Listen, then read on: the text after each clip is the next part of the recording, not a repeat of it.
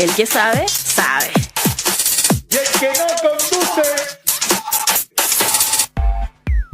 Vamos a tomar contacto con el sur de nuestro país porque la biodiversidad en esa zona es importante para muchas cuestiones. Vamos a comentarlo con Ricardo Rossi, director justamente del Centro Internacional Cabo de Hornos. Ricardo, ¿cómo estás? Un saludo a la distancia a nuestro público, te mando un aplauso. ¿Cómo te va?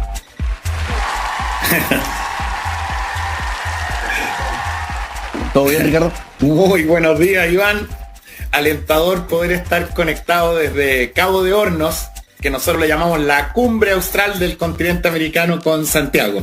Así que muchas gracias por la invitación. Oye, Ricardo, cuéntanos, porque he conversado en otra oportunidad con un profe de la USACH, de hecho que seguro lo conoce, Raúl Cordero, él es climatólogo, y él nos explica cómo la Antártica es plástica, pero también lo tiene, digamos, con esta zona en la que tú estás investigando.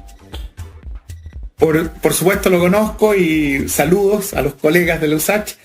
Y mira, el continente americano termina en una cumbre. Si imaginamos el mapa mundi con el sur arriba, vamos a ver que Sudamérica termina en un vértice, en un ápice. Y eso es parecido a una cumbre, una montaña. ¿Por qué? Porque la temperatura, a medida que uno va subiendo la montaña, por ejemplo, Santiago, uno a medida que va subiendo hacia los valles del Cajón del Maipo, por ejemplo, Lagunillas o Farellones o Portillo, la temperatura va disminuyendo, ¿no es cierto? Lo mismo con la latitud. En los trópicos, en la más alta, y en el extremo sur del continente americano, la más baja de este continente. Ahora, se juntan dos factores. Uno, que en un ápice, en un vértice de una montaña, la cumbre, la superficie total es mucho menor que la base.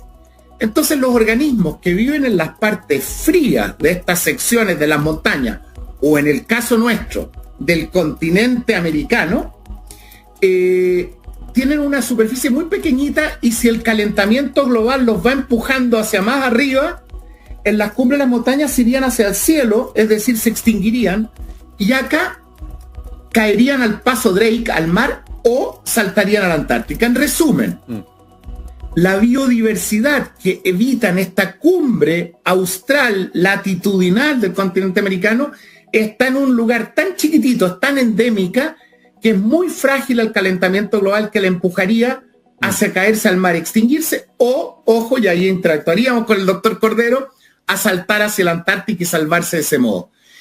Y muy interesante, y Violeta Parra nos da un mensaje anticipado en los años 60, ¿no? Cuando dice que el musguito va brotando en la piedra.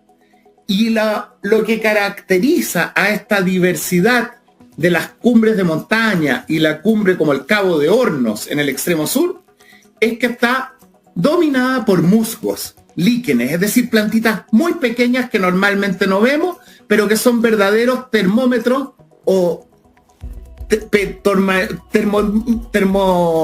termómetros chiquititos comparados con los glaciares, claro, para este calentamiento global. Y si vemos esta foto, ¿qué nos dice? ¿Qué tan cercano está de caerse, digamos, para el Drake o de irse para la Antártica?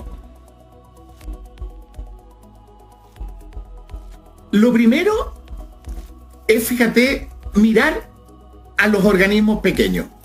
¿Por qué lo digo? Porque frente al calentamiento global, frente a los incendios que hemos visto, ¿no es cierto?, en distintas partes del mundo, y por supuesto en nuestro país, frente a la contaminación, frente a la destrucción del hábitat, muchas veces pensamos en lo que le pasa a los pájaros, a los mamíferos, y eso está muy bien, porque en el fondo es una empatía con el sufrimiento que ocurre con la degradación del hábitat. Pero mucho menos visible es todo lo que pasa con los pequeños insectos, los gusanos, los musguitos y los líquenes frente a estos cambios. Y en ese sentido, lo primero que hemos hecho en Cabo de Hornos es inventar el concepto de ecoturismo con lupa, es decir, poner una lupa a una flora que alcanza la máxima diversidad a nivel mundial por unidad de superficie. Y eso ocurre en Cabo de Hornos. Entonces, sentirnos los chilenos primero felices de descubrir lo que llamamos en metáfora los bosques en miniatura del Cabo de Hornos, que abrieron toda una nueva línea de biodiversidad. eso ha sido un gran hallazgo científico, pero también una nueva, podríamos decir, biocultura chilena. Ahora, ¿cómo investigar esta pequeña flora y qué le va a pasar con el calentamiento global en la segunda etapa una vez que lo hemos visto? Ahora, a mí me llama la atención, Ricardo, de la biodiversidad en el sur de nuestro país, que también, por lo mismo, como está tan alejada, no la conocemos mucho. ¿En qué consiste en particular la biodiversidad de Cabo de Hornos? Tú hablabas de que es una muestra muy pequeñita, que por lo mismo es muy sensible. ¿Por qué es una muestra pequeñita, entonces también es poco diversa, es poco variada, es aburrida? Asumo que no. No, porque es pequeñita y Sudamérica en el mapa emerge en Cabo de Hornos 10 grados de latitud más al sur que Nueva Zelanda o Tasmania, Australia. Entonces es única, es chiquitita y única. Yo trabajo en la Universidad de North Texas también, ¿ya? Y ahí tienen un dicho, don't mess it with Texas, no lo estropees con Texas. Lo mismo tendríamos que decir, no estropeemos Cabo de Hornos porque no tiene réplica. Es una joya única en el mundo. Ahora, representa el 0.001% de toda la superficie del planeta. Pero contiene en ese pequeño archipiélago al sur de Tierra del Fuego más del 10% de todos los musgos que existen en el planeta Tierra. Entonces, es una exuberancia muy diversa, pero muy concentrada, muy frágil. Oye, ahora, Ricardo, hay algunos de...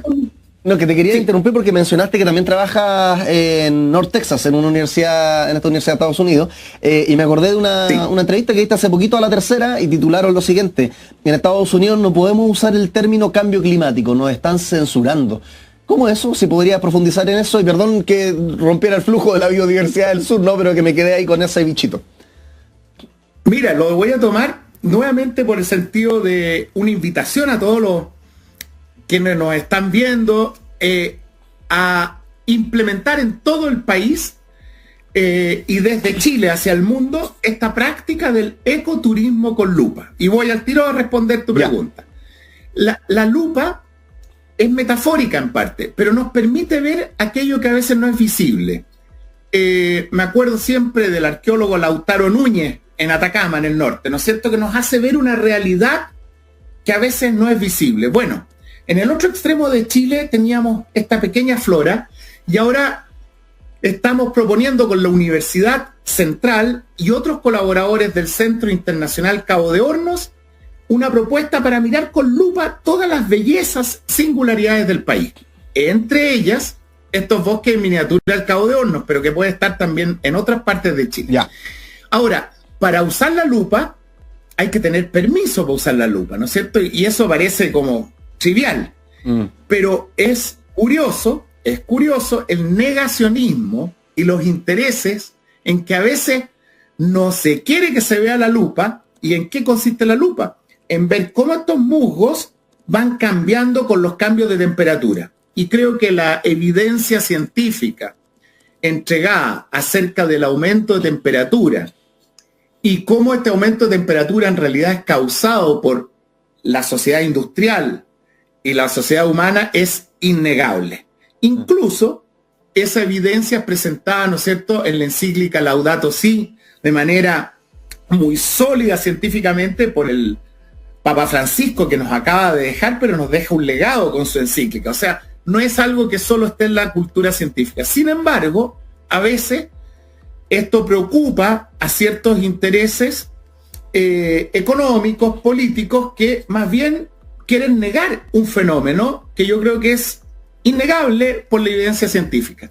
Y eso es una situación curiosa que se está debatiendo y que nos está afectando, es cierto, en Estados Unidos, porque de los programas de los cursos tenemos que eliminar la palabra cambio climático y transformarla como variación del clima, es decir, esconder un fenómeno que es, aunque es debatible, porque el cambio climático puede variar con el eje de la Tierra, con patrones solares, no es la única causa, la causa humana, pero creo que lo que corresponde en una universidad es debatir ampliamente todo esto. Entonces, efectivamente hay una censura y creo que eso está en todos los medios Y a mí me preguntaron, no podía dejar de decir que sí, hay una censura respecto al término cambio climático en este momento en el estado de Texas y más ampliamente en los Estados Unidos. Oye, y retomando la analogía o metáfora, no sé cuál que te acomoda más, pero lo que decías de la lupa, ¿no? Los permisos para usar esa lupa, quería profundizar en aquello. ¿Quién da esos permisos? ¿Cómo son esos permisos para investigar? Sé que la respuesta va a ser muy distinta en Estados Unidos versus Chile, pero hago la pregunta como a nivel general. Aquí el permiso, volvamos a Violeta Parra. Violeta Parra es una tremenda poetisa y nos regala una visión para ver aquello que está. Los musgos, los líquenes están en Rapa Nui, están en el Alto Andino de Atacama, están en las cumbres de Portillo, están en el Cajón del Maipo, por supuesto están en exuberancia en Cabo de Horno. Entonces lo primero es que hay algo que está ahí y el país, la nación chilena, no solo somos los seres humanos, somos los árboles, somos los musgos. Y el pueblo mapuche lo tiene muy claro, ¿no? Ellos se llaman Mapu, gente de la tierra. Y yo siempre digo, en la civilización occidental también lo tenemos claro. Nosotros lo llamamos humanos, gente del humus. Humus es la tierra de hoja, es la tierra más fértil. Escuchaba un programa sobre hongos aquí en All We Need is Science o All We Need is Love. Y, ¿no es cierto? Ahí convergemos porque lo que necesitamos es recuperar la conciencia que los seres humanos somos como los hongos, brotamos del suelo. Entonces, decir algo así nos da una biocultura. El pueblo pehuenche es tan específico que dice somos gente del Pehuen, de las Araucarias. Entonces, la lupa lo primero que hace es una lupa que nos da conceptos, mirar, apreciar, emocionarnos con la belleza chilena de que justamente somos una nación muy rica en naturaleza al mismo tiempo que en cultura. Y en lo práctico, hemos establecido un programa de ecoturismo con lupa que quiere valorar justamente las singularidades de cada uno de estos hábitats visitados a lo largo de Chile y en el mundo. Y al valorarlo, al emocionarse la gente, se encanta y quiere conservar estas prácticas turísticas. Empiezan las relaciones de reciprocidad con guías locales, con personas que tienen historia acerca de los líquenes, personas que a veces tienen tinturas como en Chiloé, ¿no es cierto?, en que los líquenes son usados para ciertos colores de la lana.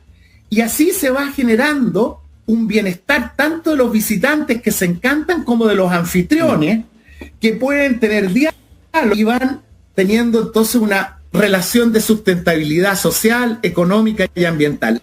Porque creemos que con el ecoturismo con lupa, que hemos ya consolidado desde la ciudad del Cabo de Horno, la ciencia se pone al servicio de una biocultura que ojalá exportemos de Chile hacia el mundo, en una cultura que traiga ese reencantamiento con la naturaleza a través de mirar con lupa.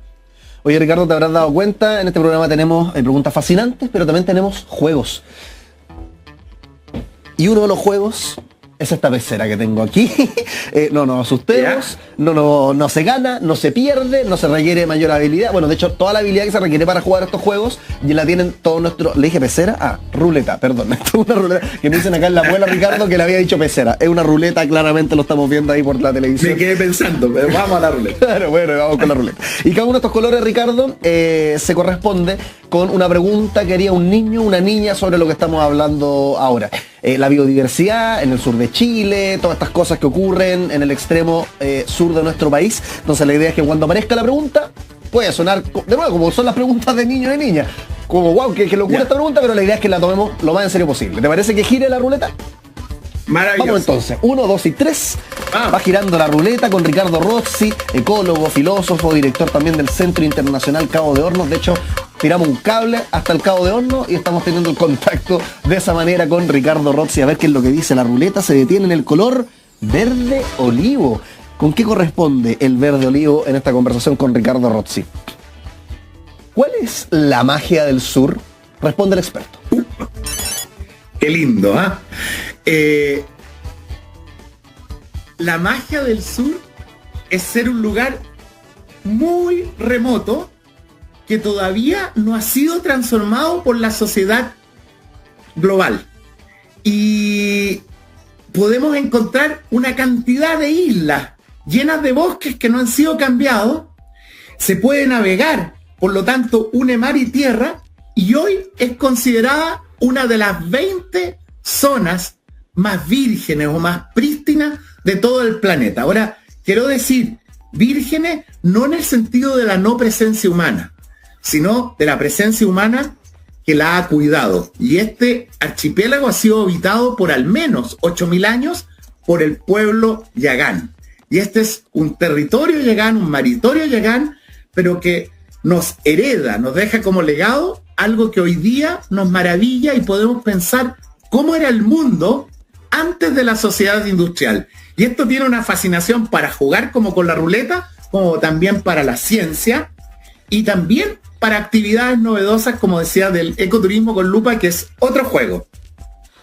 Oye, Ricardo, y de hecho lo que me llama la atención es por qué siempre se hablará, acá gustos personales, ¿no? Yo le mando un saludo a mi papá que es iquiqueño, entonces le encanta el norte y encuentra muy mágico el norte. Pero como el gran espectro de las cosas, ¿por qué generalmente, y acá apelando como a la filosofía, ¿no? Que es parte de tu formación, ¿por qué encontraremos algo mágico en el sur y no en el norte? Porque el desierto, claro, también tiene eso de la ausencia humana, que tú dices, que yo creo que es lo que a muchos les sorprende, ¿no? La vastedad, lo inmenso.